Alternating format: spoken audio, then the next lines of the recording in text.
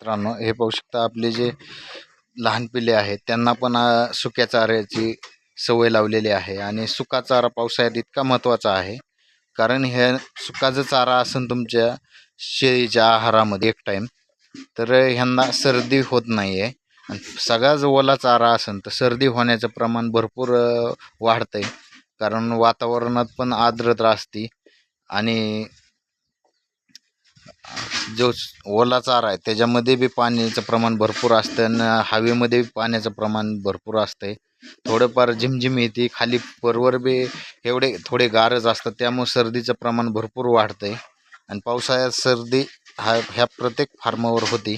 मग त्यामुळे एक टाईम जरी तुम्ही सुका चारा चारला तरी सर्दीचं प्रमाण भरपूर कमी होतं आहे. कारण आम्हाला भरपूर अनुभव आहे याचा. बुसकट किंवा ज्वारीच्या कडव्याची कुट्टी तुम्ही देऊ शकता. हे पाहू शकता, हे लहान पिल्ले तरी कशा आवडीने खातात. आणि ह्या साईडला शेळ्या आहेत, त्यांना बी आपण जे ज्वारीचा कडवा आहे तो टाकलेला आहे. आणि ह्याच्यामध्येच पाहू शकता गव्हाणीच्या खाली आपण 2 कोंबड्या आणि त्यांचे 10-10 पिल्ले खाली सोडलेले आहेत. आणि ही एक कोंबडीपासून चालू केलेला व्यवसाय होता आपण कोंबड्यांचा बी.